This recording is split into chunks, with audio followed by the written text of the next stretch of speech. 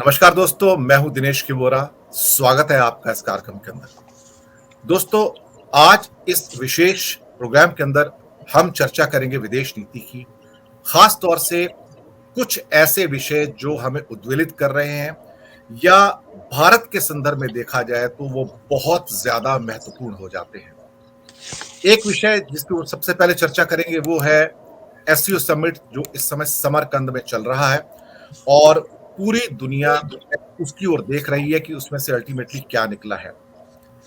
दूसरा, Ukraine war के context में जो यूरोप के अंदर डीप एनर्जी क्राइसिस आया है, उसके रेपरकशंस क्या हैं, वहां पर किस किस्म की जियोपॉलिटिकल सिचुएशंस पैदा हो रही हैं और विशेष रूप से जो रिसेशन की परिस्थितियां हैं जो भारत के व्यापार को एडवर्सली प्रभावित कर रही हैं। तीसरा इशू रहेगा कि जियोपॉलिटिकल सेंस में अमेरिका के साथ भारत के संबंध और अमेरिका की पाकिस्तान को मदद, और अल्टीमेटली भारत किस ढंग से, एक तरफ एससीओ है, एक तरफ क्वाड है, ये दो नाव के ऊपर पैर रखने वाली बात है, तो किस ढंग से भारत उसको संतुलित करेगा। मैं अपने सभी विद्वानों से आपका दर्शक मित्रों परिचय करवाता हूं। हमारे साथ हैं doctor Muqtedar Khan, Delaware university America से। सर, बहुत बहुत स्वागत है आपका। थैंक यू जी, डॉक्टर खान से हमारे दर्शक वाकिफ हैं, पहले भी बहुत बार हमारे प्रोग्राम्स में वो आ चुके हैं और वो पॉलिटिकल साइंस और अन्य विषयों के बड़े विद्वान हैं। अमेरिका का प्रशासन समय समय पर उनसे एडवाइस भी लेता रहता है और इनके प्रोग्राम, इनके चैनल पर कॉन्वर्सेशंस के नाम से बहुत मशहूर हैं। हमारे साथ मौजूद हैं फॉर्मर आईएफएस ऑफिसर और farmer ambassador of India doctor Ketan Shukla. Sir, स्वागत है आपका बहुत बहुत। और विदेश नीति के बड़े विद्वान हैं, गहरी समझ रखते हैं और सूक्ष्म पकड़ है विदेश नीति के मामलों में। और हमारे साथ हैं डॉक्टर आराधना तलवार, जो कि फॉरेन अफेयर एक्सपर्ट हैं, जीएनयू प्रोडक्ट हैं। आपका बहुत बहुत स्वागत है। मैं बातचीत का सिलसिला शुरू करूंगा। पहले चक्र में मैं आप सबसे निवेदन करूंगा कि हम अपनी टिप्पणी को 5 मिनट तक सीमित रखेंगे।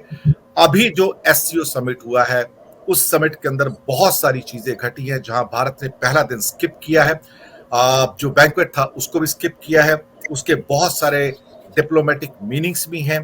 वो मीनिंग क्या हो सकते हैं, एससीओ की इंपॉर्टेंस क्या है, क्या भारत इसके द्वारा जो 3 चीजें खास तौर से हैं, एक तो जो रशिया के साथ संबंध है उन्हें रीडिफाइन करना चाहता है, दूसरा चाइना और पाकिस्तान की जो एक्सिस है उसके साथ इफेक्टिवली डील करना चाहता है, और तीसरा जो सेंट्रल एशियन रिपब्लिक्स हैं जहां पर तेल और गैस के भंडार हैं, अभी तक पूरे खोजे नहीं गई हैं, वो भारत के लिए एक बोनांजा हो सकते हैं। इन चीजों को ध्यान में रखते हुए इस एससीओ समिट की महत्ता, और ये साथ में कि पुतिन और जीपिंग दोनों एक महत्वपूर्ण कड़ी हैं पूरे के पूरे समिट की। मैं सबसे पहले डॉक्टर केतन शुक्ला जी, आपसे पहले टिप्पणी चाहूंगा इस बारे में। इसमें ऐसा है कि एक तो उसका नाम है, वही बहुत इम्पोर्टेंट है। 2001 में चाइना ने शुरू किया था शंघाई कोऑपरेशन।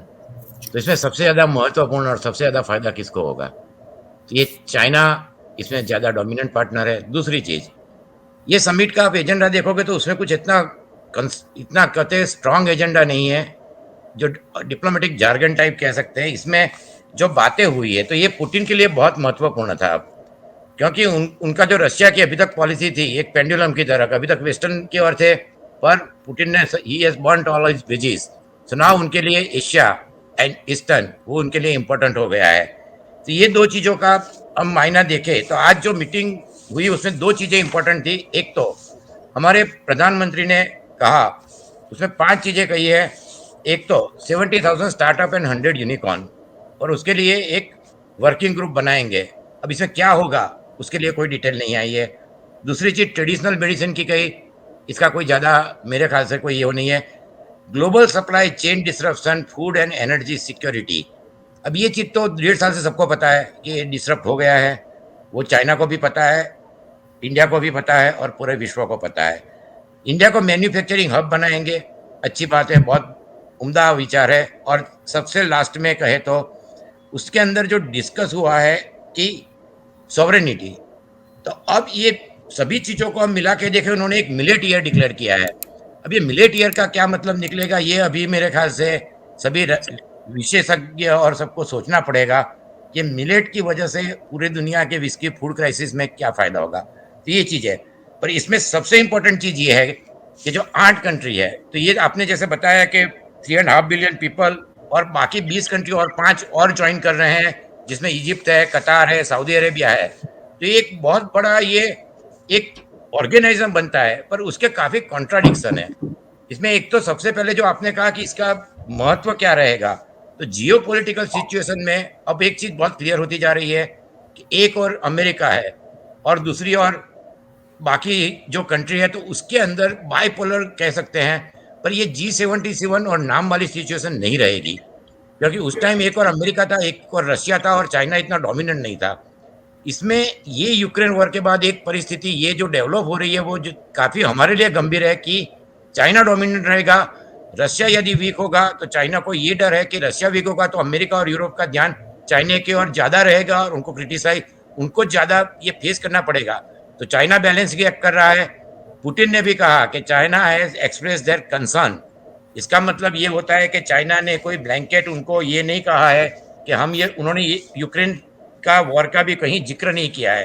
तो इस सिचुएशन में बाकी जो चीजें उन्होंने कही है कि it is like mountain, no limit, पर चाइना रशिया से गैस और ये खरीदेगा, इकोनॉमिक हेल्प करेगा, पर लगता नहीं है कि वो आर्मामेंट में कोई हेल्प करेगा। दूसरी अगत्य की चीज ये देखने की है कि अब रशिया साउथ कोरिया, अरे नॉर्थ कोरिया और ईरान से खरीद रहा है। तो इस परिस्थिति में यदि रशिया वीक हुआ तो चाइना का सेंट्रल एशिया में प्रभुत्व बढ़ता जाएगा। और आपने ये भी देखा होगा कि किर्गिस्तान के, जिसने अभी तक कासिम जोरमत ने डोनबास और लुन्स को नहीं किया था, उन्होंने मेडल का बारिश कर दी है। कजाकिस्तान ने कहा है he is the strongest leader जी के लिए। तो इस परिस्थिति में कल दो चीजें हुई है अगेन। एक तो किर्गिस्तान और कजाकिस्तान के बीच में बॉर्डर डिस्प्यूट हो गया है, अजरबैजान और आर्मेनिया झगड़ रहे हैं, आर्मेनिया को रशिया का हेल्प है। पर कजाकिस्तान ने ये अरे अजरबैजान ने ये कहा चाइना एंड तुर्की, तो दोनों वहां है। तो इस परिस्थिति में जो वहां की इंटरनल परिस्थिति है वो भी अंदर अंदर इतना क्या कहते हैं कि एक तरीके से एक कोई एजेंडा बना के बाहर आ सके ऐसा लगता नहीं है। तो इस परिस्थिति में हमें ध्यान ये रखना चाहिए कि चाइना ने 2 दिन पहले एक ट्रायल भी की है कि जो रेलवे लाइन चाइना से किर्गिस्तान कजाकिस्तान होकर अफगानिस्तान जाएगी। तो ये पूरी परिस्थिति में ये तीनों कंट्री जो है वो एक 2013 में चाइना का एक बहुत बड़ा थिंकर था वांग जीसी, जिन्होंने मार्च वेस्ट, और उनका ही ये बेल्ट रोड इनिशिएटिव है, उन्होंने ही ये सब पूरे प्रोजेक्ट बनाए थे। तो ये जो कास्पियन सी और नेचुरल गैस का जो है, तो ये जो इसके अंदर चाइना ने तीनों कंट्री के अपने डेट ट्रेड में ऑलरेडी डाला हुआ है। तो 15 से 35% उन तीनों कंट्री का डेट चाइना का है। ये एक दूसरी चीज है। तीसरी चीज ये है कि अब सिक्योरिटी गारंटी रशिया कितनी दे सकता है। तो रशिया जब वीक होगा तो चाइना का सेंट्रल एशिया में प्रभुत्व बढ़ेगा, इसको अमेरिका भी ध्यान में रखेगा। और ये जो परिस्थिति है, इस परिस्थिति में हमारा बैलेंसिंग एक इंपॉर्टेंट है। तो बायलैटरल मीटिंग में आपने देखा होगा कि 3 स्टेटमेंट मेरे को बड़े इंपॉर्टेंट लगे। सबसे पहले तो प्राइम मिनिस्टर ने जो पुतिन को कहा, उन्होंने उनका आभार माना कि हमारे मेडिकल स्टूडेंट आए, पर उन्होंने ये कहा मैंने प्रेसिडेंट जेलेंस्की से बात की थी, पर मैं आपका और जेलेंस्की का दोनों का आभार मानता हूं। दूसरी चीज उन्होंने ये कही, democracy, diplomacy and dialogue, this is not era of war. ये तीनों शब्द जो है डेमोक्रेसी, डिप्लोमेसी एंड डायलॉग, तो ये उन्होंने ये भी कहा, चाइना ने भी वही कहा है। तो ये दूसरी चीज है। और तीसरी चीज उन्होंने ये कही कि हम दोनों एक साथ लीडर बने हैं, 2001 में मिले थे, तो ये अच्छी बात है 22 में। पर इसके अंदर हमारे लिए इंपॉर्टेंट चीज अब ये रहेगी कि जब ये युद्ध आगे बढ़ेगा तो अमेरिका एंड यूरोपियन यूनियन काफी चाइना की ओर ध्यान रखेंगे। इस दूरी में हम एशिया पैसिफिक में, हम क्वाड, इंडो पैसिफिक में क्वाड के साथ है, हम बिगेस्ट डेमोक्रेसी है। पर ये जो है उसमें ईरान है, चाइना है, रशिया है। तो ये जो है उसमें हमें एक बैलेंस ये करना पड़ेगा। हमारा रशिया के साथ ट्रेड बहुत बड़ा नहीं है, खाली $15 बिलियन है। हमारा ट्रेड अमेरिका के साथ 150 बिलियन, यूरोप के साथ 150 बिलियन है। पर हमारा डिफेंस एंड एनर्जी, तो इसलिए हमें रशिया के साथ संबंध रखने पड़ेंगे। ये बहुत ही बैलेंस है, पर हमें लॉन्ग टर्म के लिए 6 या 8 महीने में ये पूरी परिस्थिति का फिर से सोचना पड़ेगा। ये पुतिन के लिए कह सकते हैं एक बड़ा शो था, पर इसके अंदर से कोई ऐसी चीज नहीं आएगी। चाइना का प्रभुत्व बढ़ा हुआ है, वो चाइना के लिए महत्वपूर्ण है, हमारे लिए पड़ोसी है, इसलिए हमें इसमें जाना, हमारे संबंध अच्छे रखने जरूरी है। और हमें 8 या 10 महीने में इस जी। पूरी परिस्थिति को फिर से देखनी पड़ेगी। जी, धन्यवाद आपका। मैं आऊँगा डॉक्टर खान आपके पास। बहुत सारे सवाल उठ रहे हैं कि जियोपॉलिटिकल कॉन्टेक्स्ट में क्या भारत को एससीओ का पार्ट होना चाहिए? इस पर बहुत सारे शक लोग कर रहे हैं एक्चुअली कि भारत 2 नाव के ऊपर पैर रखकर चल रहा है। एक तरफ तो वो रशिया और चाइना की एक्सिस है और दूसरी साइड में अमेरिकन एंड ईयू एक्सिस है, वेस्ट की एक्सिस है। तो ऐसे भारत कब तक चल पाएगा? अल्टीमेटली इसको बैलेंस करना इतना आसान नहीं है और इसी वजह से भारत को बहुत सारे वेस्टर्न मुल्कों के अंदर शक की नजर से देखा जा रहा है कि अल्टीमेटली भारत की इंटेंट क्या है। डॉक्टर साहब। भाई गोरा साहब, thank you very much for having me on your show. और एम्बेसडर शुक्ला साहब ने तो हर चीज कह दी, हमें कहने के लिए कुछ छोड़ा ही नहीं। बस तो मैं इस कॉन्फ्रेंस को वॉशिंगटन की नज़र से देखना चाहता हूँ। जी जरूर। तो अगर आप हमारे पास यहाँ पे वॉशिंगटन में किसी भी स्टेट डिपार्टमेंट के ऑफिशियल या नेशनल सिक्योरिटी पर्सन से पूछें कि भाई आपके टॉप 4 प्रॉब्लमैटिक मुल्क कौन से हैं दुनिया में जिनके साथ आपके रिश्ते बहुत कॉम्प्लिकेटेड हैं, तो वो कहेंगे रशिया, चाइना, ईरान और टर्की, और वो चारों यहाँ पर हैं। They are all in one place. तो आप यहाँ सोच सकते हैं कि वॉशिंगटन में कितनी बेचैनी है कि वाई इज टर्की देयर। और मैं आपके सुनने वालों को ये भी कहूँगा कि इस साल का उतना इंटरेस्टिंग नहीं जितना अगले साल का इंटरेस्टिंग रहेगा एससीओ की मीटिंग, जहाँ पे India is going to be the chairman of the country and Iran will become a permanent member. तो वो 9th मेंबर हो जाएंगे। So it's going to be very interesting. और ईरान के एंटर होने से this will become something very fascinating कि America और जो वेस्टर्न एलाइज ने जो 2 मुल्कों को आइसोलेट करने की कोशिश की है पूरी तरह से इंटरनेशनल सिस्टम के बाहर, एक रशिया को और दूसरा ईरान को, दोनों के ऊपर सैंक्शंस लागू हैं, दोनों के साथ ट्रेड करना मना है।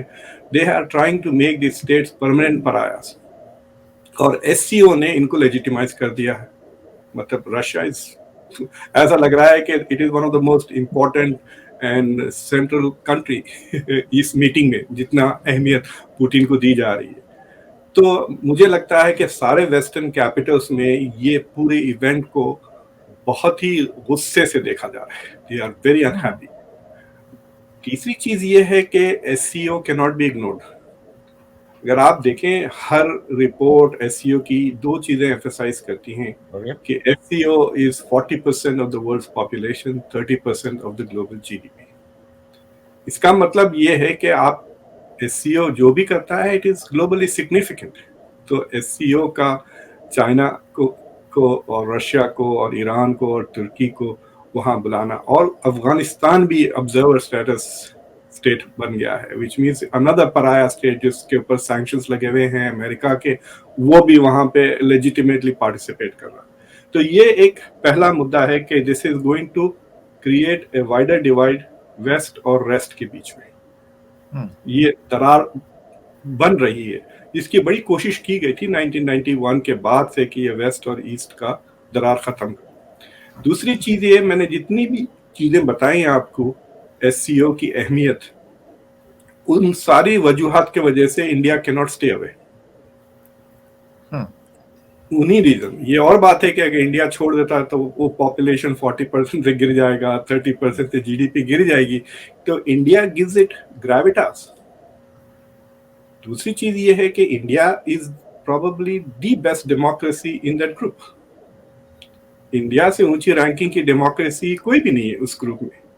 तो इंडिया वहां जाकर अगर कोई वेस्टर्न क्रिटिक एनालिस्ट अगर कहता है this is an alliance of authoritarian state, वो इनएक्यूरेट हो जाएगा इंडिया की वजह से। तो ये जो बाइडेन की कोशिश है कि दुनिया is divided into democracies versus autocracies, वो डिकंस्ट्रक्ट कर देता है इंडिया। और इंडिया इतना महत्वपूर्ण मुल्क हो गया है दुनिया में कि उसको इग्नोर नहीं किया जा सकता। और इंडिया की प्रेजेंस, इट्स लाइक सेइंग कि एक ग्लास ले लें आप जिसमें पानी है, उसमें एक खतरा डाल दें का सारा ऊदा हो जाएगा। तो इस तरह से India is having that impact on SCO. मतलब ना सिर्फ वो एससीओ को अथॉरिटेरियन अलायंस बनने से, मतलब उस इमेज से बचा रहा है, बट उसकी मौजूदगी गिव्स एससीओ मोर लेजिटिमेसी। कोई ऐसा मुल्क नहीं है उन सारे 8 मेंबर्स, 4 ऑब्जर्वर्स और दूसरे जो पार्टनर्स हैं, डायलॉग पार्टनर्स, उसमें से कोई भी ऐसा मुल्क नहीं है that brings legitimacy to that group जितना इंडिया लेकर आता है। तो डॉक्टर साहब, एक मुझे सवाल लगता है सवाल कि उठता है। एससीओ को इंडिया की जरूरत है, इंडिया को एससीओ की जरूरत उतनी नहीं है। That is the point I was getting to in terms जी, ऑफ डिप्लोमेसी। इकोनॉमिक एक वजूहात और है। जी पूछिए। एक सवाल उठता है माइंड में कि बोलिए। अगर इतना इम्पोर्टेंस था, अटैच किया है इंडिया ने इसको, हालांकि 2017 में कुछ हुआ था जहां पर इंडिया ने चाइना पे प्रेशर डाला था, और फिर उसके बाद एक दूसरे के ले लेते हैं। थोड़ा सा हमारी दूसरे बाउंड्री से वापस चले गए थे, हमारे एरिया से चाइनीज, फिर अभी भी प्रेशर डाला और पीपी 15 पॉइंट से चाइनीज ने पानी विड्रॉ से किया वहां पर। लेकिन इंडिया ने पहले दिन इस समिट को स्किप किया है, and this skipping is very important. इसके डिप्लोमेटिक मीनिंग्स है सर। डॉक्टर खान, एक छोटी टिप्पणी इसके ऊपर।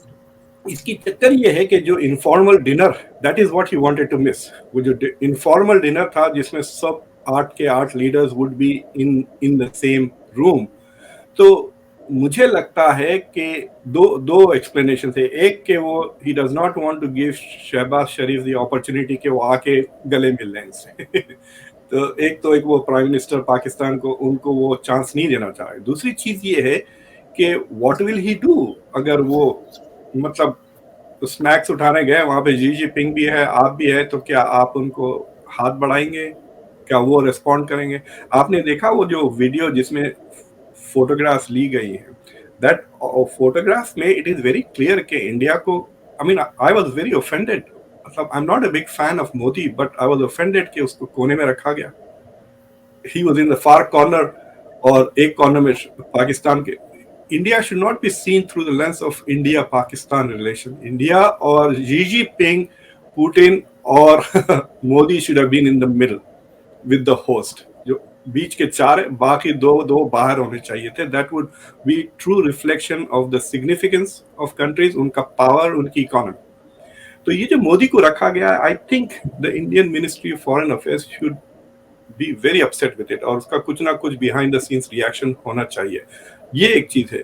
दूसरी चीज ये है कि मोदी का नहीं जाना, तो 2-3 चीजें हुई। एक कि चाइना ने जो विड्रॉ कर लिया कश्मीर से, तो मैं समझ रहा था कि वो चाइना का withdrawal is precursor to India China meeting यहाँ पर एससीओ में जी जिनपिंग के साथ। लेकिन ये जो नहीं पहुंचना क्लियरली इंडिकेटेड कि वो अग्रीमेंट नहीं हुआ प्री प्लान के देयर विल बी।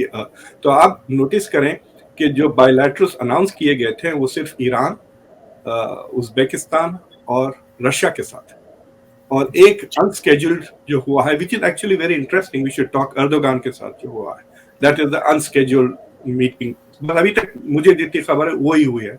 अभी तक जी जिनपिंग के साथ द ओनली पॉजिटिव थिंग जो आया है जी जिनपिंग की तरफ, कि उन्होंने इंडिया को कंग्रेचुलेट किया कि इंडिया इज द चेयरमैन, और गिवन द फैक्ट कि China is the dominant player in this group, मुझे नहीं लगता कि इंडिया को चेयरमैनशिप मिलती without an okay from China. So you can see कि अगर आप चाहते हैं कि कॉन्फिडेंस बिल्डिंग मेजर्स अगर आप ढूंढ रहे हैं तो वो मिल जाएंगे आपको। अगर आप चाह रहे हैं कि कॉन्फिडेंस बिल्डिंग मेजर्स को इग्नोर कर दें, then you can say कि देखो मोदी देर से आए, which kind of sends a signal कि Modi is not prepared to interact with these people. लेकिन मैं ये कहता हूँ कि इंडिया की diplomacy is quite sophisticated. Central Asia में इंडिया की जो अहमियत बढ़ रही है, और इंडिया की जो अटेंशन जो इंडिया पे कर रहा है सेंट्रल एशिया को, that will bear fruit in the long run, क्योंकि it is going to become centre hub for energy or alternate. तो अब जो रिस्क तो ये है इंडिया के लिए फ्रॉम ए डिप्लोमेटिक पर्सपेक्टिव कि भाई आप 2 लोगों को डेट कर रहे हैं, मुसलसल शादी किससे करेंगे? ये सवाल है ना कि who are you going to finally marry? आप वेस्ट से शादी करेंगे या ईस्ट से शादी करेंगे? इंडिया की ज्योग्राफी कहती है कि India can not pretend to be a western country. मतलब देख रहे हैं आप, जापान और South Korea pretend to be western countries. क्या इंडिया उनकी तरह बन सकता है कि पूरी तरह से अपनी रीजन से, अपने जो नेचुरल कल्चरल एनवायरनमेंट है एशिया का, उससे निकल के वो अपने आप को एक वेस्टर्न कंट्री बना ले, ये जरा मुश्किल है और मुझे लगता है कि वो एक्सेप्टेंस नहीं आएगी। India will only be an ally और अमेरिका के साथ काफी क्लोज रिलेशंस बढ़ सकते हैं, बर्तानिया के साथ बढ़ सकते हैं, बट पूरे यूरोप के साथ, पूरे वेस्ट के साथ I don't see that in the near future. और अगर India can manage this crisis ना कि एक पॉइंट में और देता हूँ, अभी थोड़े दिन पहले जब जापान के साथ 2x2 मीटिंग हो रही थी इंडिया की अंडर द क्वाड, वहां पे रशिया और जापान का टेंशन बढ़ गया था आइलैंड्स को लेकर।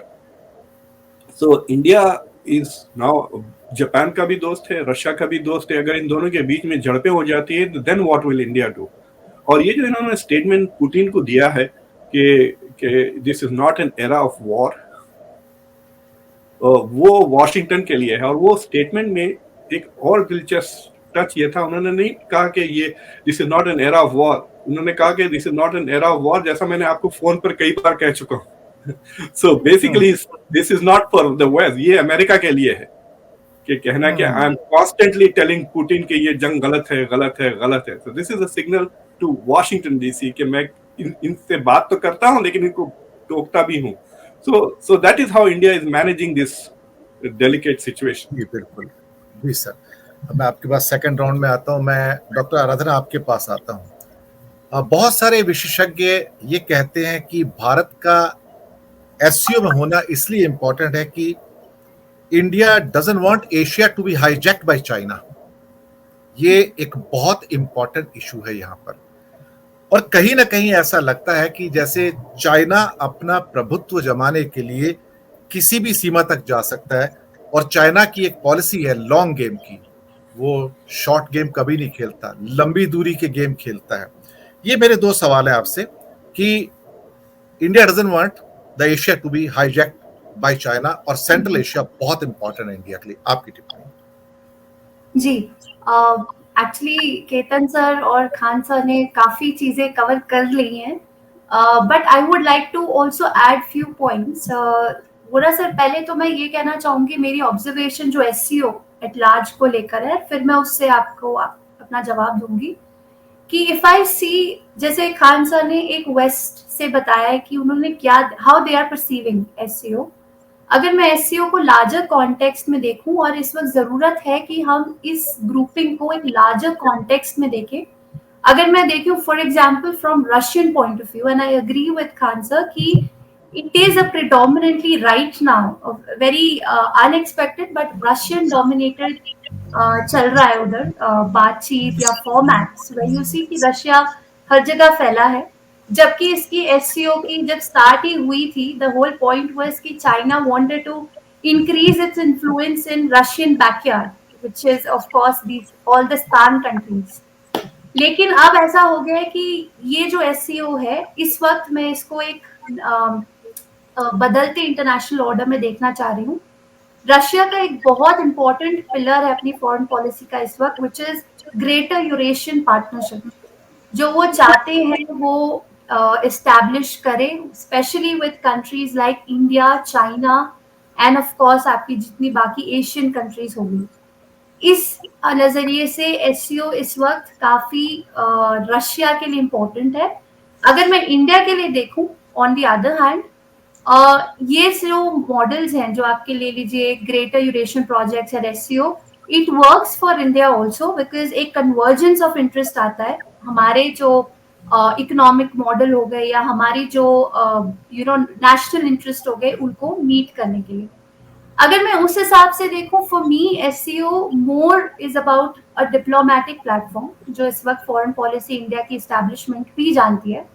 बिकॉज क्वेश्चन है, जैसे अभी केतन सर और खान सर ने भी डिस्कस किया, कि वेदर इसमें टैंजिबल आउटपुट्स आएंगे इंडिया के लिए, that is a big time question that we need to answer. And जो अगले आने वाले साल का जो एससीओ, वो ज्यादा जरूरी होगा टू गेज द प्रोग्रेस।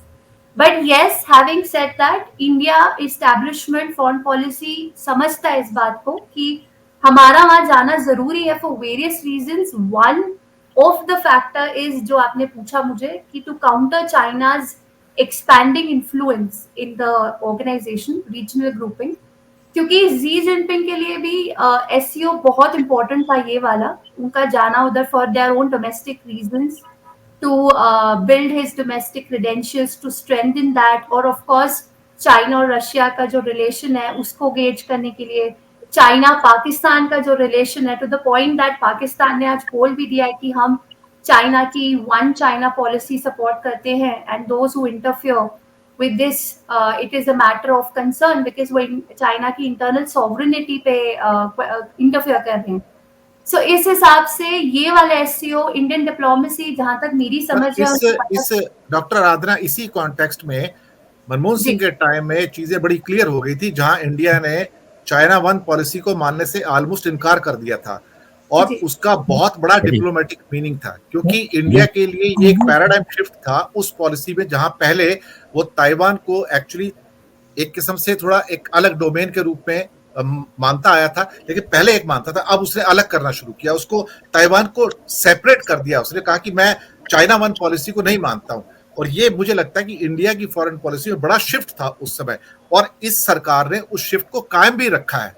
ये भी इंपॉर्टेंट उसमें पॉइंट था जी. एंड अगर आप देखें, क्योंकि ऑब्वियसली चाइना के साथ इस वक्त जो हमारे संबंध चल रहे हैं, वी नो कि शॉर्ट टर्म और लॉन्ग टर्म प्रेडिकेमेंट्स सबसे ज्यादा इंपॉर्टेंट हमें ये भी है कि हम अपनी जैसे अपनी क्लैशेस जो हैं या चाइना के साथ स्ट्रैटेजिक डिस्पैरिटीज जो आ रही हैं, वी शुड फुलफिल दोज. तो आई थिंक एससीओ में जाने का इंडियन एस्टैब्लिशमेंट को फॉर श्योर ये था कि it is more like a diplomatic platform. Tangible outputs आते हैं नहीं आते हैं, that's a very different story और टू गेज. लेकिन yes, one of the important reasons being कि येस चाइना का इन्फ्लुएंस, दैट्स अ रियलिटी, कि जो इन्फ्लुएंस बढ़ता जा रहा है, जो आप अभी बायलैटरल फॉर्मेट्स भी देख लीजिए, तो इंडिया का जाना जरूरी था. Also at the same time India is strengthening it's relations with central Asian republics in terms of energy diversity. छोटा सा सवाल आपसे मैं पूछूंगा, उससे बाद में मैं केतन भाई के पास आता हूं, कि भारत ने जिनपिंग से मिलना जरूरी क्यों नहीं समझा?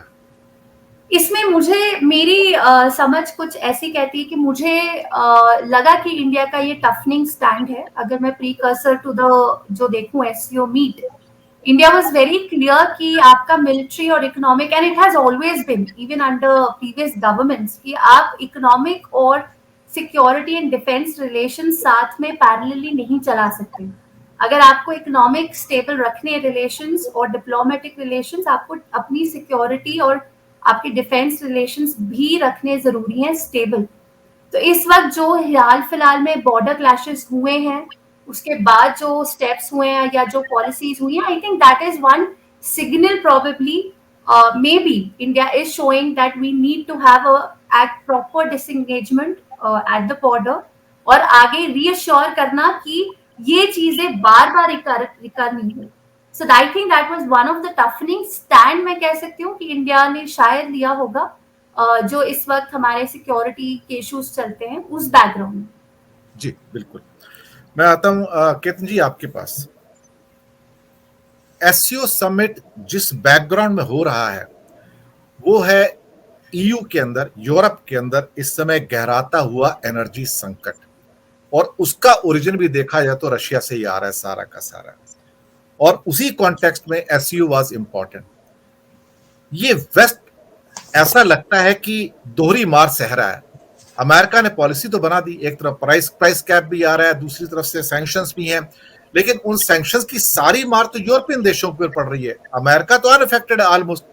तो अमेरिका अपने मोहरे तो चला सकता है, लेकिन यूरोप के तो बहुत देश से मारे गए. खासतौर से नॉर्थ वन स्ट्रीम से अभी आपका जो गैस का फ्लो है वो तो 20% से भी नीचे चला गया है, और विंटर सामने खड़ा है, और आप तो इस समय यूरोप की एक देश में मौजूद हैं सर, तो वहां पर तो हालात बहुत खराब हैं. तो ये तो एक ऐसा कहते हैं कि दो पाटन के बीच में फंस गए हैं यूरोप वाले, उन्हें गैस भी चाहिए और वेस्ट का सपोर्ट भी चाहिए. तो कैसे डील करेंगे इसको केतन जी? इसमें ऐसा है कि अमेरिका को भी हम जितना सोच रहे हैं इतना इजी नहीं है. एक तो इनका बहुत बड़ा इलेक्शन आ रहा है दिसंबर में, और ये जो चीज है उसमें आपकी बात एकदम सही है कि जो यूरोप में मेगावाट आवर था 20 यूरो, वो 200 यूरो हो गया, और लास्ट वीक वो 343 यूरो हो गया है. जो प्राइस बढ़ गई है वो अमेरिका की प्राइस से 10 गुनी हो रही है. अमेरिका में प्राइस गिर रही है क्योंकि अमेरिका आज के दिन में वर्ल्ड का सबसे बड़ा ऑयल एंड गैस का, सऊदी अरब से बड़ा प्रोडक्शन है. पर ये चीज हम शॉर्ट पर्सपेक्टिव में नहीं देख सकते, क्योंकि आप देखिए कि जो यूरोपियन यूनियन की जितनी भी मीटिंग होती है, अभी बिल्केन की हुई है, उसके बाद अभी लॉयड ऑस्टिन भी था, ये लोग अब इसको इस पर्सपेक्टिव में देख रहे हैं कि ये 1 साल 2 साल का मामला नहीं है। अभी यदि यूक्रेन में जो ये लोग चूक गए, तो फिर नाटो का पूरा जो यूनिटी हुआ है, जो 2017 में ट्रम्प की वजह से पूरा नाटो का यूनिटी एकदम खराब हो गया था, फिनलैंड स्वीडन ने ज्वाइन किया है, तो ये जो नाटो का पहली बार ऐसा हो रहा है सेकंड वर्ल्ड वॉर के बाद कि इतनी बड़ी अच्छी तरह उनकी यूनिटी हुई नहीं थी, और उनकी इकोनॉमी ये एब्जॉर्ब कर सकती है।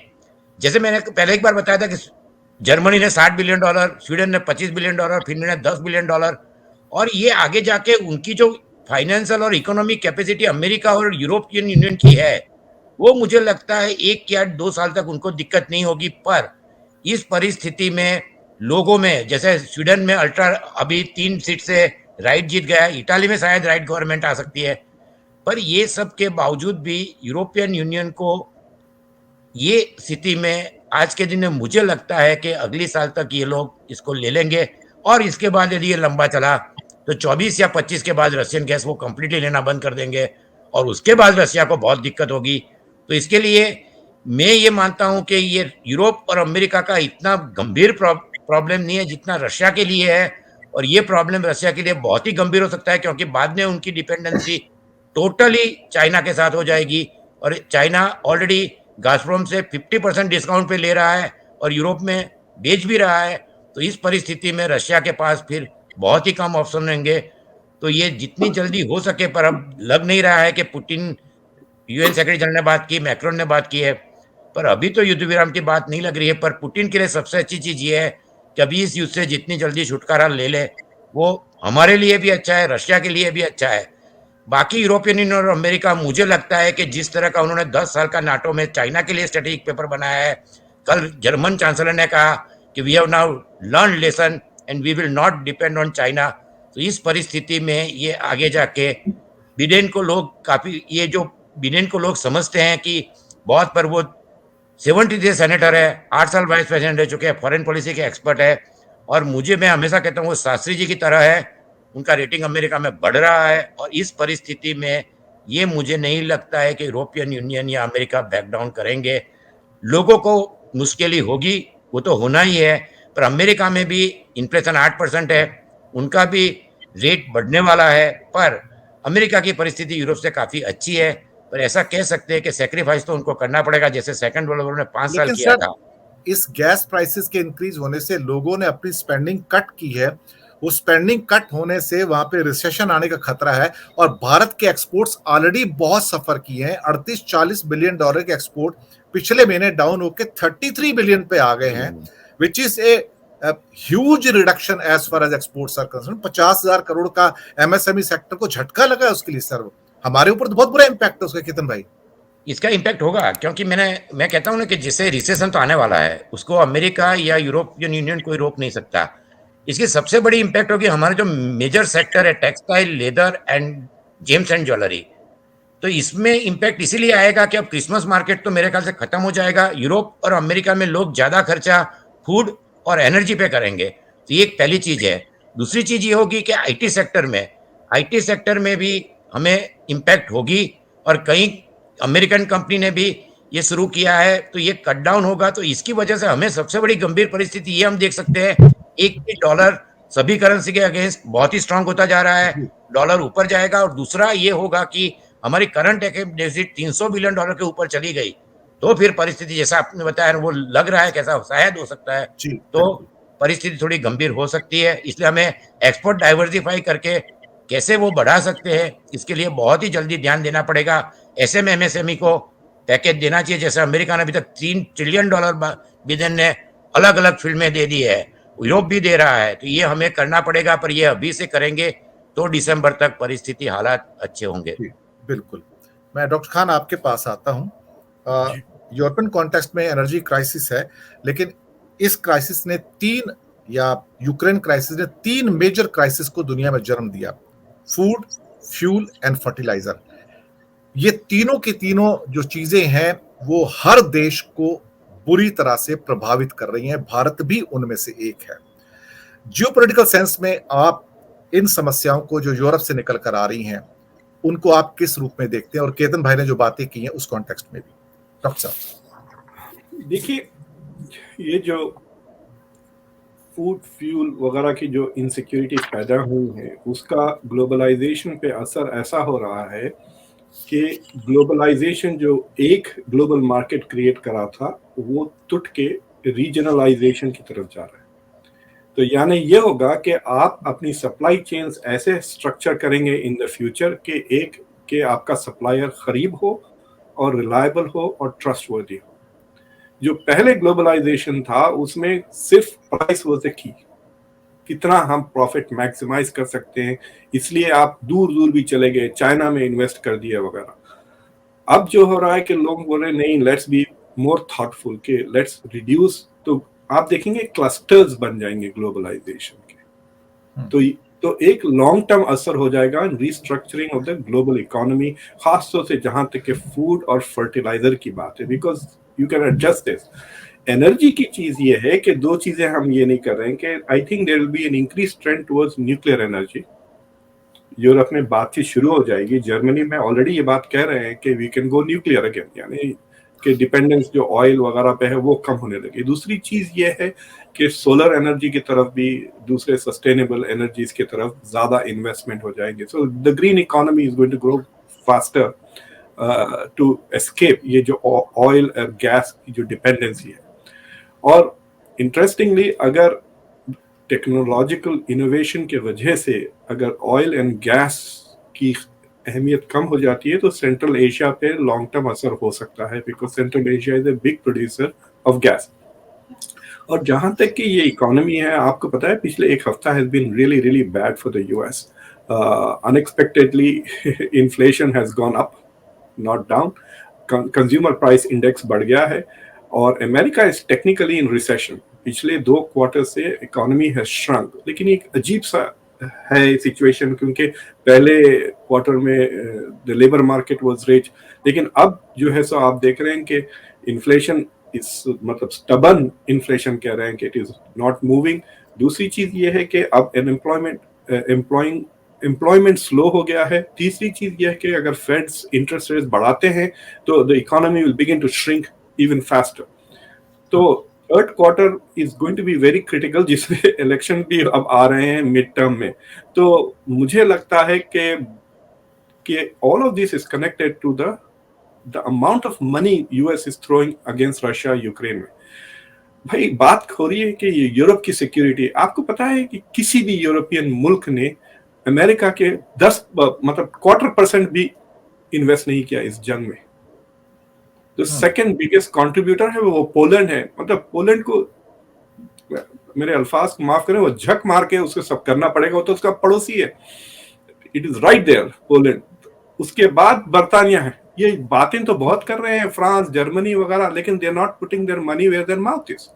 तो वो जो कॉस्ट ऑफ वॉर जो बर्दाश्त कर रहे हैं, वो सिर्फ रशिया की जो बैकलैश है, इस सैंक्शंस का जो बूमरैंग इफेक्ट कर रहे हैं ना, ये जो बूमरैंग इफेक्ट है उसको वो बेयर कर रहे हैं, बस दैट इज ऑल। असल कॉस्ट हम दे रहे हैं। अभी फिर $13.5 बिलियन। मुझे लग रहा है कि हम बोरो कर रहे हैं चाइना से पैसे, रशिया के खिलाफ जंग में इस्तेमाल कर रहे हैं। तो that is going to have a long term effect. अभी तक American elite have not been honest with the American citizens and populations के ये लॉन्ग टर्म असर इस वॉर का। आपको पता है हम यूक्रेन को पिछले फरवरी से नहीं बल्कि 2014 से हथियार दे रहे हैं। 2014 से हम उनको ट्रेन कर रहे हैं इस जंग के लिए। तो मुझे लगता है कि ये जो यूक्रेन का जो रिस्ट्रक्चरिंग इम्पैक्ट होगा, इन the long run it will benefit America in a very big way. हमें 2 चीज मिल गई इस जंग से। एक, रशिया कमजोर हो गया है। दूसरा, यूरोप डर गया है। यूरोप जब डरता है तो अमेरिका से हथियार खरीदता है। आपको पता है हमने अब 60 F-35 का ऑर्डर साइन कर लिया है जर्मनी के साथ, और फिर स्वीडन को भी घुसा लिया है नेटो में। जिस चीज का डर था रशिया को कि नेटो एक्सपैंड हो गया, वो तो हो चुका है और मजीद 2 कंट्रीज आ गए हैं। Switzerland has ceased to be become a neutral country. तो मुझे लगता है कि अमेरिका के जो long term foreign policy goals हैं, they are being achieved far more effectively than Russia. America के लिए नेटो भी एक्सपैंड हो रहा है, अमेरिका के हथियार की अहमियत बढ़ गई है, Europe will spend more on defence now Russia से डरकर। तो अमेरिका के लिए ये सारी चीजें हैं, बट द प्रॉब्लम इज गोल फिर वो इंडिया पे आते हैं। आपने देखा होगा 2 दिन पहले सीएनबीसी पर एक इंटरव्यू लंबा सा, काफी लंबा, इंडिया के जो पेट्रोलियम मिनिस्टर है, उनका नाम मैं भूल गया हूँ, सरदार जी हैं, ही वाज हरदीप पुरी।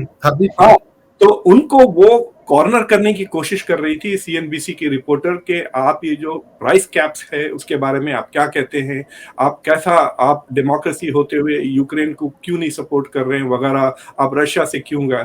तो ही वाज डांसिंग अराउंड। बहुत ही समटाइम्स इंडियन डिप्लोमेट्स बहुत ही ज्यादा पोलाइट हो जाते हैं, मुझे I don't understand, मतलब But he's a former diplomat also ना। Hardeep is a former diplomat also। वो बार कह रहे थे कि मैं 30 साल डिप्लोमेसी में था, मैं इस चीजों को समझता हूँ।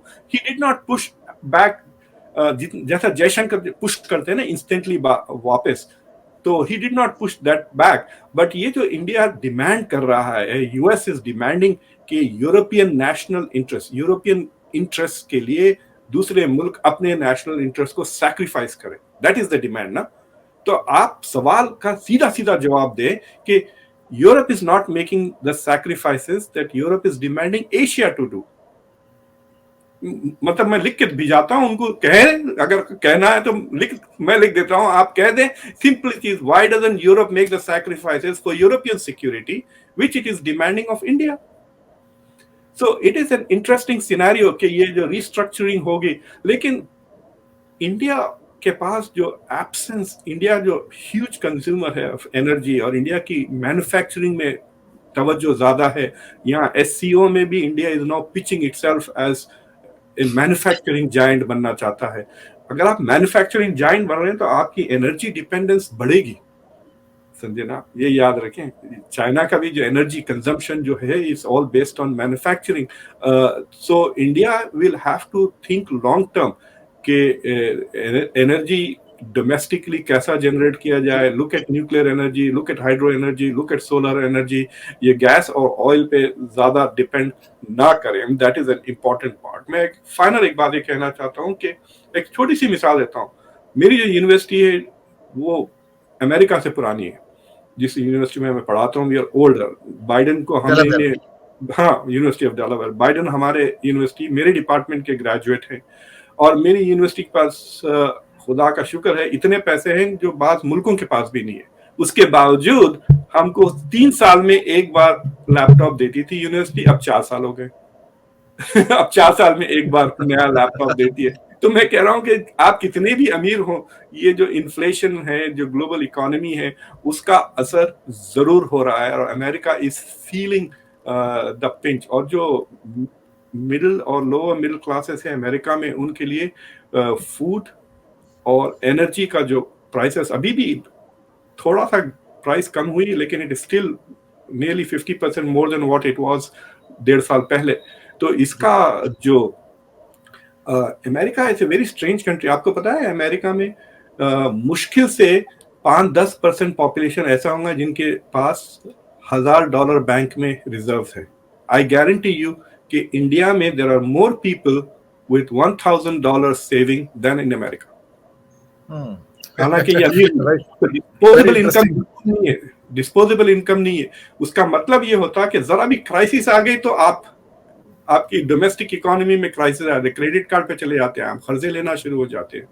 तो दैट इज व्हाई ये जो इन्फ्लेशन का असर है, it's going to hit the middle class and the working class very hard, और eventually they going to figure it out कि हम दूसरों को पैसे दे रहे हैं, जंग कर रहे हैं, और ये जो सैंक्शंस कर रहे हैं उसका बूमरैंग इफेक्ट हम पर हो रहा है। बिल्कुल सही कहा आपने। डॉक्टर आराधना, केतन भाई ने एक बात कही कि जिस ढंग से अमेरिका रशिया को स्क्वीज कर रहा है, उसका इम्पैक्ट 2024 के बाद में आएगा, 2024-25 से, जहां पर एक किस्म से जो उसकी जो सप्लाईज हैं सारी समाप्त हो जाएंगी यूरोप और अमेरिका के लिए। लेकिन वर्ल्ड ऑर्डर तो चेंज हो रहा है, उसके बावजूद भी चाइना उनसे लेता रहेगा ऑयल, हिंदुस्तान भी शायद देता रहेगा, उनको कुछ नई मार्केट मिल जाएंगी अफ्रीका से, लैटिन अमेरिका से, और हो सकता है कुछ वेस्टर्न कंट्रीज भी बीच में से, क्या कहते हैं ना, कि ब्रेक अवे करके आ जाएंगे, कहेंगे हमारी जरूरतें हैं। तो ऐसी कोई यूनिटी होने की संभावना आपको लगती है जहां पे रशिया वास्तव में इतना ज्यादा बैकफुट पे चला जाएगा? मुझे नहीं लगता, because being from a very realist perspective, world order change हो जाते हैं टाइम के साथ। एंड जो रशिया आज है, जो हालात हैं, यू नेवर नो। एक्चुअली अगर मैं एग्जांपल देखूं, जब यूक्रेन रशिया कॉन्फ्लिक्ट शुरू भी हुआ था और हमने काफी शोज भी किए थे, वो भी एंटिसिपेट नहीं हुआ था कि इस हिसाब से शायद रशिया इन्वॉल्व हो सकता है या इतनी लंबी खींच सकती है ये क्राइसिस। हो सकता है रशियन एस्टैब्लिशमेंट पे भी। एक चीज मैं और कहना चाहूंगी कि इसकी जो एनर्जी की इम्पैक्ट है, ये सिर्फ रशिया पे नहीं है, ये इस वक्त यूरोप पे भी है।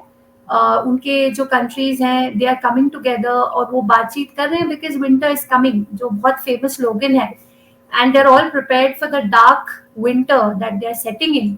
तो मुझे नहीं लगता कि ये वर्ल्ड ऑर्डर इम्पैक्ट सिर्फ रशिया पे है, but it is equally also on Europe.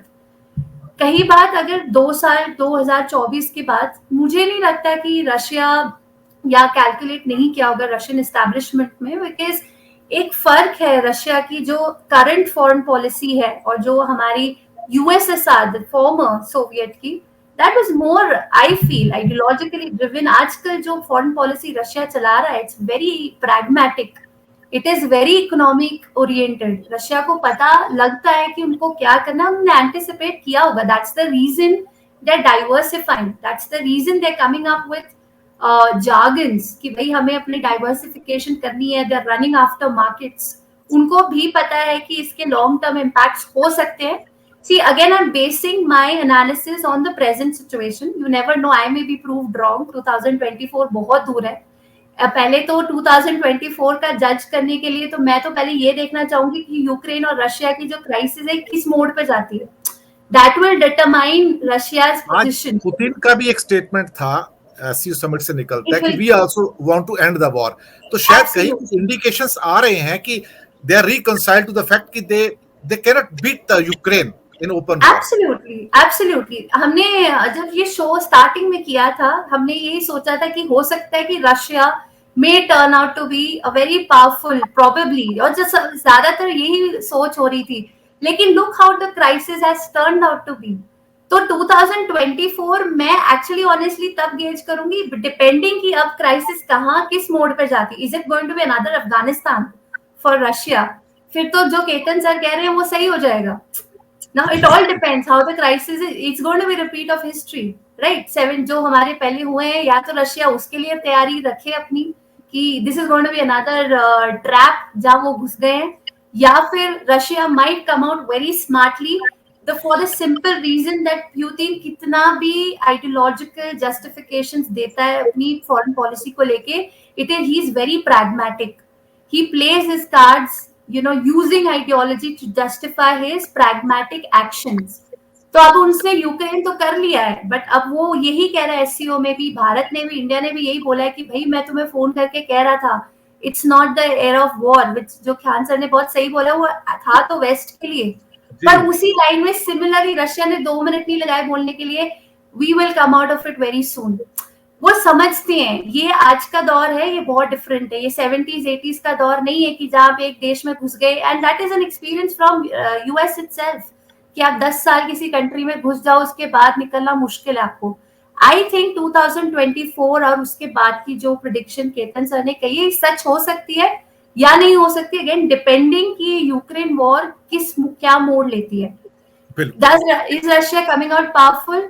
Is Russia coming out bankrupt? Now it all depends on what decisions Putin takes. बिल्कुल बिल्कुल। ये आखिरी राउंड में मैं कोई क्वेश्चन नहीं करूंगा, मैं 2-2 मिनट आपसे लूंगा, तीनों अपने विद्वान पैनलिस्ट से, जो इंडिया के कॉन्टेक्स्ट में जो जियोपॉलिटिकल सिचुएशन सब जगह से इमर्ज हो रही है, वेस्ट से या रशियन ब्लॉक से, आप 2 साल में या 3 साल में किस किस्म का सिनेरियो इमर्ज होते देखते हैं, या आपकी जो पर्सनल ऑब्जर्वेशन है कि अब दुनिया में बदलते हुए पैराडाइम्स क्या है, ट्रेंड क्या है अल्टीमेटली, और इंडिया उसमें कहां फिट होता है? तो आपकी ऑब्जर्वेशन क्या है? अपनी बिना क्वेश्चन के आप अपनी ऑब्जर्वेशंस दे सकते हैं, और प्लीज 2 मिनट के अंदर अपनी बात को कंक्लूड कर लीजिए, समय की बात देता है। बहुत क्लियर है। मैंने फरवरी में ही कहा था कि रशिया को 6 महीने लग जाएंगे कि उसे उनको हटना पड़ेगा। इसमें एक चीज है कि अब पूरी दुनिया में, जैसे खान साहब ने कहा, अमेरिका ने $60 बिलियन खर्चा किया, उनके लिए कुछ नहीं है, क्योंकि ट्रंप ने $3.5 ट्रिलियन का ऑलरेडी डेफिसिट किया है, अभी तक बिडेन ने डेफिसिट नहीं किया है। तो जो कैपेसिटी है, अमेरिका का डेट $30 ट्रिलियन है, तो इनकी कैपेसिटी बहुत ज़्यादा है।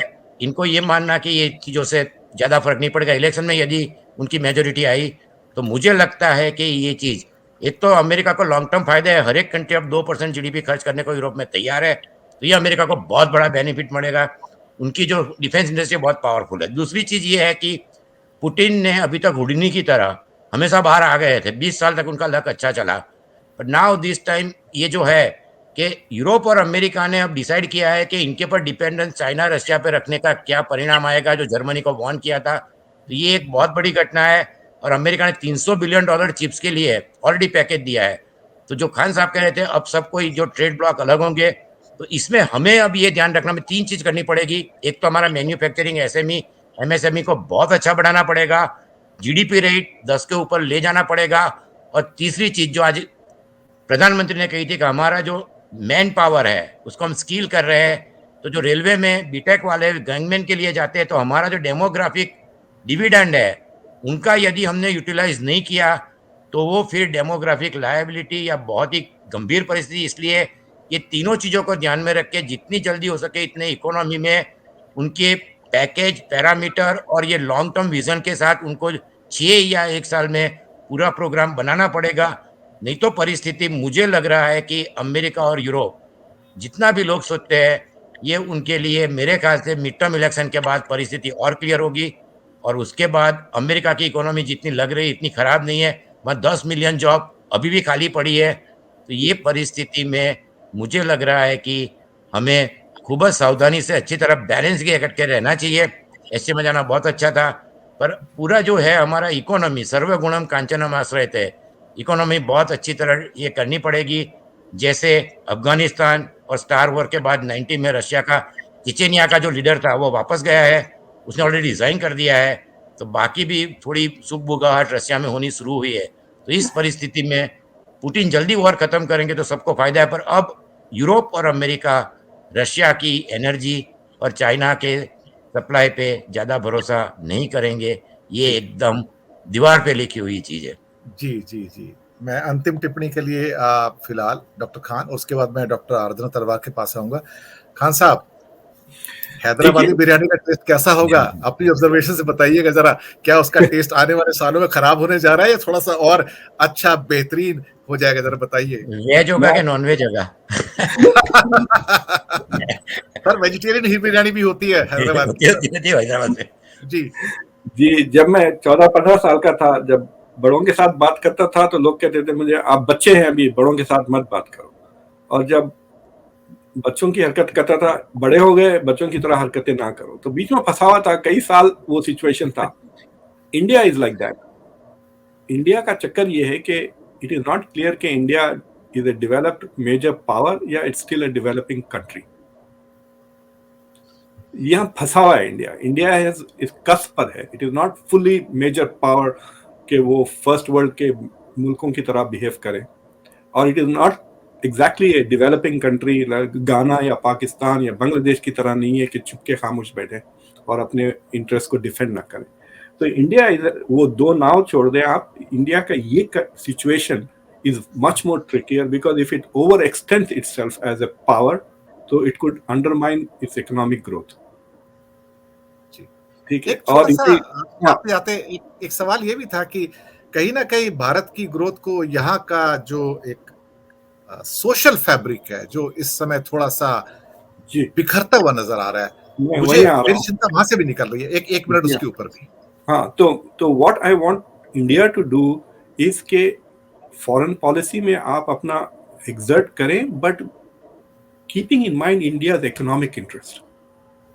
इंडिया अपने कल्चरल इंटरेस्ट को बाजू रखें, इकोनॉमिक इंटरेस्ट को सबसे ज्यादा प्राइमेसी दे, and work to improve its economic strength. That is बहुत इंपॉर्टेंट है इंडिया के लिए। ये आइंदा 10-15 साल के वो बाद में वो फ्लेक्स कर लें, मसल डिमांड कर लें कि मुझे भी तो पावर दें, ये दें वो दें, और हर दुनिया के कैपिटल में योगा डे हो या गांधी के नाम का या मोदी के नाम के रोड हो, वो बाद में कर लें भी, बट मेक श्योर के ये जो फ्रजाइल है इंडिया की इकोनॉमी मेरे नजर में अभी भी, अगर 2-3 साल अगर सैंक्शंस वगैरह लग गए या कुछ किस्म से जंग वगैरह हो गई तो India would suffer economically severely. तो ये एक इम्पॉर्टेंट चीज है। अमेरिका का और इंडिया का सिचुएशन सिमिलर है। इंडिया और अमेरिका बड़ा प्राइड लेते हैं कि दे आर डेमोक्रेसी, बट हर डेमोक्रेसी इंडेक्स पे जाके देखें, they are both flawed democracies, they are not full democracies. तो इंडिया को चाहिए कि अपनी डेमोक्रेसी को मजबूत करें और कोशिश करें कि इंडिया का हर सेगमेंट तबका बिकम्स इकोनॉमिकली एम्पावर्ड, एंटरप्रेन्योरशिप पे, लॉ एंड ऑर्डर पे, इन्वेस्टमेंट्स पे और साइंटिफिक इनोवेशन पे ज्यादा तवज्जो दें। These things are very important.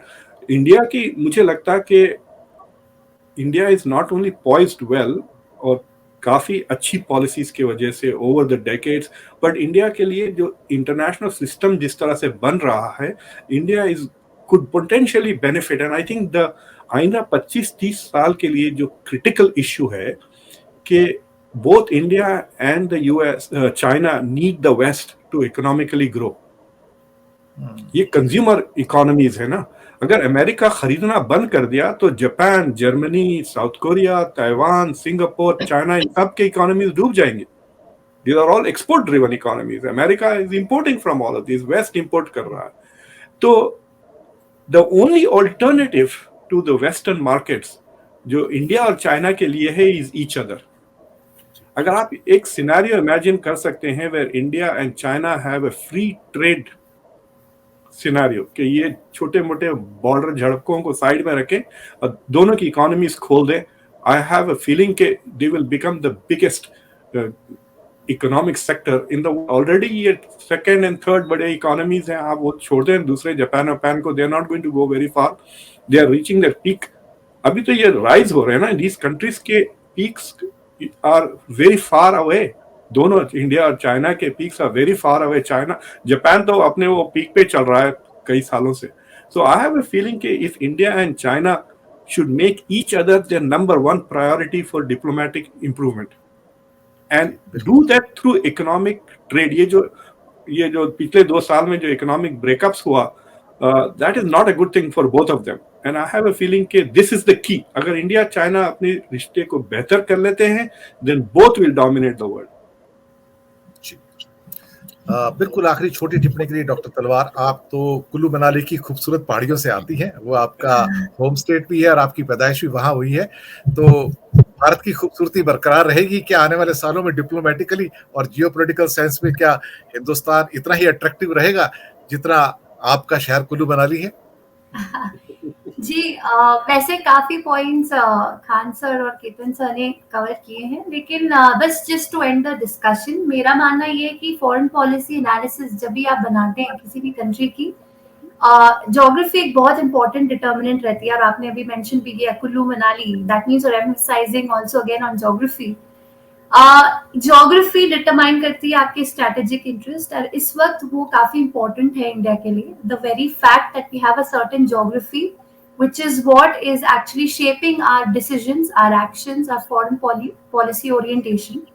मैं ऐसा देखना चाहूंगी कि इंडिया इस वक्त जियोपॉलिटिकल बार्गेनिंग कर रहा है फ्रॉम डिफरेंट पावर्स, और I would say super powers और ग्रेट पावर्स। मैं नहीं मानती कि इंडिया बैलेंस वर्ड नहीं यूज कर रही मैं, बट जियोपॉलिटिकल बार्गेनिंग कर रहा है। मतलब we are looking at what is good for us. इसी कॉन्टेक्स्ट में इंडिया अपनी पोजिशनल प्लेइंग तो बहुत स्ट्रॉन्ग कर रहा है। आज आप देखिए क्वाड में है, कल एससीओ में है, परसों इंडो पैसिफिक में है। तो India is there, India is making noises और at least making its presence felt. Having said that, which is a very good plus point about our foreign policy orientation. The second one being, हम अपनी foreign policy orientation में reflect कर रहे हैं 2 strong principles. वो अलग debate है कि हम इसमें सक्सेसफुल हैं या नहीं, लेकिन स्ट्रैटेजिक ऑटोनॉमी एंड मल्टीलैटरलिज्म, उसके बिना ये डिबेट कंप्लीट नहीं रहेगी if I don't mention these 2 strong pillars of Indian foreign policy currently. But Vora sir, आपके साथ एक पूरा शो इस पे अलग से हो सकता है कि ये है या नहीं, that's a different point. I am just stating facts. अभी coming to that point, these are, अगर मैं देखूं ये सारी तो ऑब्वियसली हमारी जो है पॉजिटिव्स हैं जो इस वक्त फॉरेन पॉलिसी पे है, लेकिन having said that, I feel the year 2022 and going forward is going to be a very tight rope for Indian diplomacy, क्योंकि जब आप जियोपॉलिटिकल बार्गेनिंग करते हो, it comes at a cost. So अगर Indian foreign policy मैं सोचना चाहूंगी कि is cautious of the mid term and long term predicaments, क्या हमारा NATO Quad SCO Indo Pacific में जाना positional playing? Yes. Is it tick marking our strategic interest? Is it benefiting us strategically? That is too early to say. I hope and I wish कि हमारे foreign policy makers along with positional playing, strategic playing पे भी बहुत focus करें, because ये हमें long term benefit देंगे. Point being, are we still looked as with skepticism among the Quad members in Indo-Pacific? That's a question. Do we think we are strategically, or we have that kind of parity with our neighbors when it comes to border disputes? That is a question we all need to think. So having said the positives, I feel I leave this with questions that maybe we can take it somewhere later, or probably it's too early to even gauge on all of this. लेकिन इन सब चीजों पे एक बार हमें सोच विचार करना बहुत जरूरी है. बिल्कुल बिल्कुल. और ये प्रोग्राम को समाप्त बिल्कुल करने के नजदीक आ गए हैं. आजकल हिंदुस्तान में इंडस्ट्रियल पार्लेंस में एक बहुत टर्मिनोलॉजी यूज हो रही है, मून लाइटिंग. अब ये क्या हिंदुस्तान मून लाइटिंग कर रहा है? कभी एक ग्रुप में जाता है, कभी दूसरे ग्रुप में, तो कई जगह अपने पैर पसारने की कोशिश कर रहा है.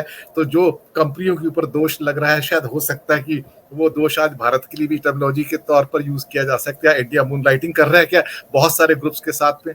खैर, इसका तो जो रिजल्ट आएगा वो तो वक्त बताएगा कि क्या होने जा रहा है. लेकिन मुझे लगता है कि विदेश नीति के मामले में पूरी दुनिया में एक बड़ी इंटरेस्टिंग फेज चल रही है. ये जो फेज जो है ये क्रिटिकल तो है, लेकिन बहुत इंटरेस्टिंग है. इसके अंदर से बहुत सारे मतलब निकाले जा सकते हैं, और शायद मुझे लगता है यहाँ मोड़ बहुत सारे हैं. ये एक ऐसा सर्कल है जहां से 5-6 रास्ते निकलते हैं, और कभी कोई समझ नहीं आता कि मुझे यहाँ से लेफ्ट लेना है या सामने वाला रास्ता लेना है या राइट वाला लेना है. और जैसे इंडिया गेट से कई सड़कें निकलती हैं, आप जाओगे 7-8, तो कई बार हम कंफ्यूज हो जाते हैं कि मेरी सड़क ये वाली है या वो वाली है. तो भारत भी करीब अब उस दोराहे पे नहीं, चौराहे पे नहीं, पता नहीं पंचराहे या छठ राहे के ऊपर खड़ा है कि जाए तो जाए कहाँ. खैर, इन्हीं शब्दों के साथ दर्शक मित्रों मैं लूंगा विदा. इस सार्थक चर्चा के लिए मैं अपने सभी मेहमानों का, doctor Shukla, doctor Khan, doctor तलवार, सभी डॉक्टर यहाँ, मैं अकेला ही डॉक्टर नहीं हूँ, आप सबका बहुत बहुत शुक्रिया कि आप हमारे साथ बने रहे और आपने महत्वपूर्ण विचारों को हमारे दर्शक मित्रों तक पहुंचाया. बहुत बहुत धन्यवाद आप सबका. Thank you sir. Thank you.